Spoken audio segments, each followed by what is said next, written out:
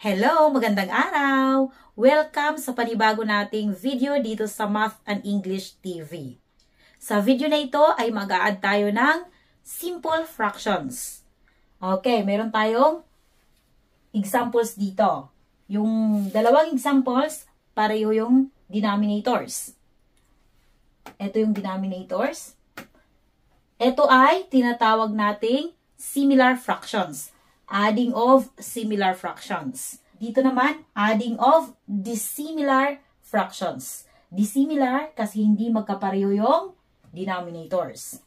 Okay, tingnan natin ito. 5/6 plus 1/6.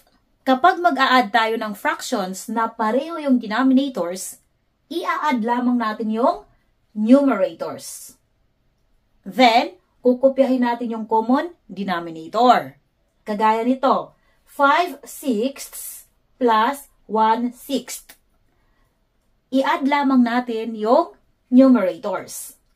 5 plus 1 equals 6. At kukopyahin natin yung common denominator na 6. Okay. Tandaan, yung denominators ay hindi ina-add. Kapag pareho yung denominators, kukopyahin lamang natin yan. Okay, yung answer ay 6/6 or 6/6. Ito ay improper fraction. Kapag sinabi nating improper fraction, ang numerator ay kapareho ng denominator o mas mataas kaysa sa denominator. So, dito, pareho yung numerator at denominator. Improper fraction ito. Pwede natin itong isimplify. Okay, paano? Kapag improper fraction, o yung numerator ay kapareho o mas mataas pa kaysa sa denominator, ang gagawin lamang natin, i-divide yung numerator sa denominator para masimplify. Kapag i-divide natin yung 6 divided by 6, ang answer ay 1. Walang remainder. So, yung final answer nito ay, itong 1. Number 2, 2/10 plus 6/10. Pareho yung denominator, pwede ka agad tayong mag-add. Just add the numerators.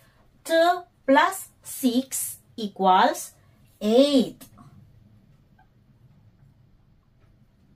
Then, copy the common denominator, 10. Kukopyahin lang natin yung common denominator. Okay. Yung answer ay 8/10. Itong 8/10, pwede pa bang ma-reduce sa lowest term? Meron bang number na pwedeng makadivide sa 8 at pwede ring makadivide sa 10? Meron. Ngayon, para ma-reduce natin ito sa lowest term, kukunin natin yung greatest common factor or GCF ng 8 at 10. Ano yung pinakamataas na number na pwedeng makadivide sa 8 at pwede rin makadivide sa 10? Okay, kung naalala niyo yung factors, paano kumuha ng factors or GCF? Naalala pa ninyo yung pagkuha ng GCF? So, pwede natin gamitin yung continuous division. Okay, continuous division, 8 and 10. Ganito yung pagkuha. Okay, ano yung prime number na pwedeng makadivide sa 8 at sa 10? Pwede silang ma-divide ng 2. 8 divided by 2 equals 4. 10 divided by 2 equals 5.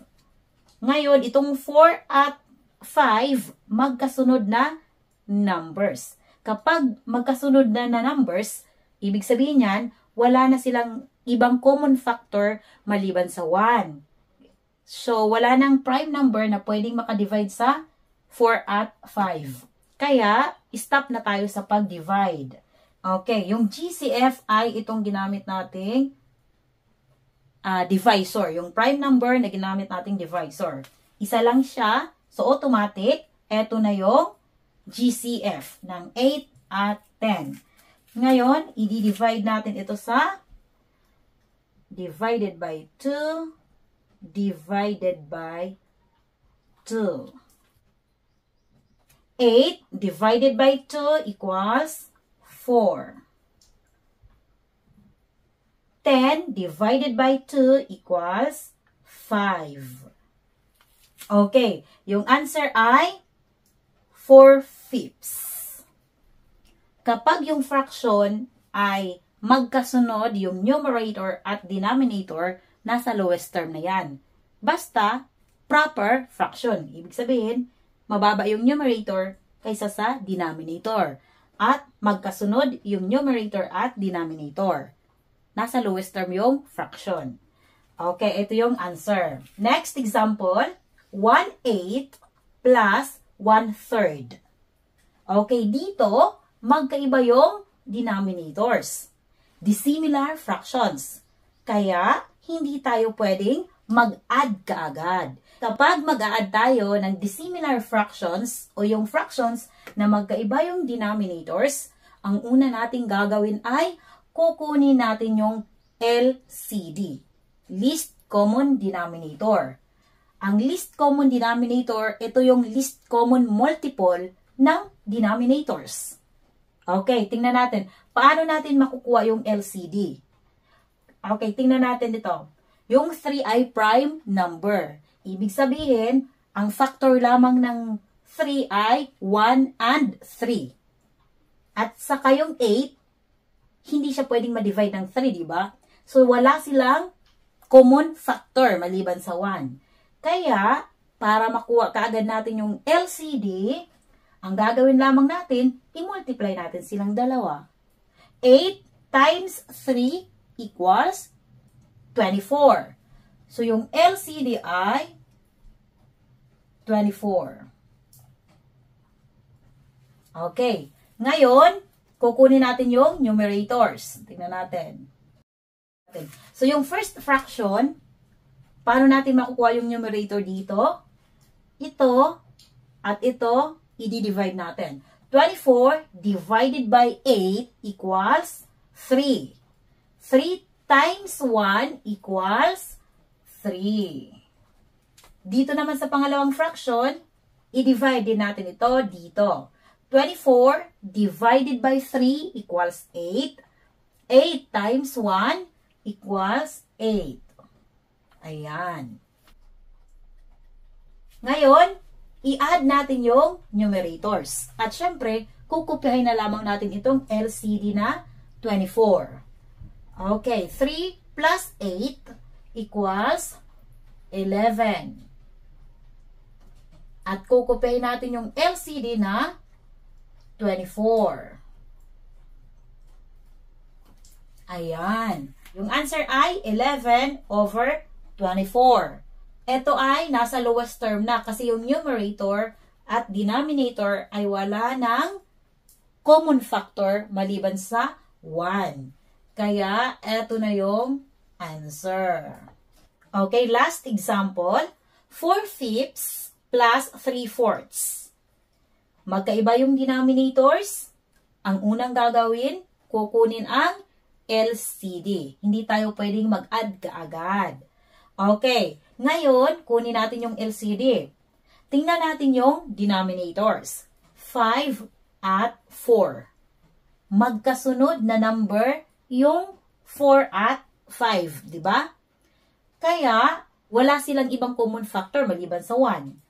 At para makuha natin kaagad yung LCD, i-multiply lamang natin silang dalawa. Ito at ito. 5 times 4 equals 20. Okay, yung LCD ay 20. Next, kunin natin yung numerators. Okay, yung addition sign. Okay, dito sa first fraction, kunin natin yung numerator. 20 divided by 5 equals 4. 4 times 4 equals 16. Okay, dito naman sa pangalawa, kunin din natin yung numerator.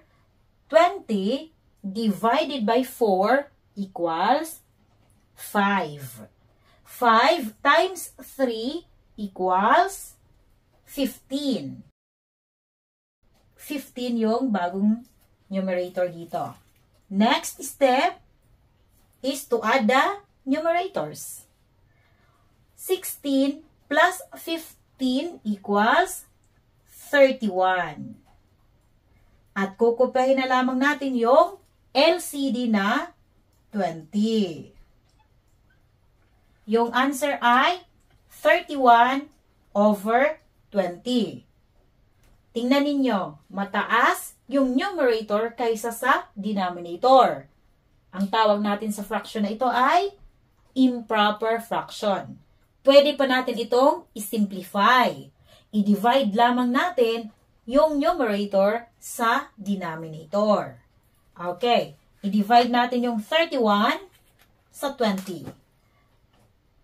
31 divided by 20 equals 1. 1 times 20 equals 20. Then subtract. Okay, 1, 1, 11.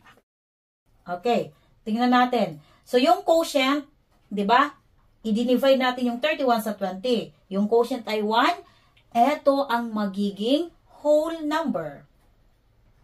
1. At ang remainder, ang numerator. 11. At itong divisor o yung denominator, ganun pa rin. Ito pa rin, 20. Ayan. Okay. Yung answer ay 1 and 11 over 20. Itong fraction na 11 over 20, tingnan natin kung pwede pang ma-reduce sa lowest term. Yung 11 at saka 20, meron bang number na pwedeng maka-divide sa 11 at saka sa 20? Wala. Kasi yung kanilang common factor na lamang ay 1. Ibig sabihin, eto na yung final answer.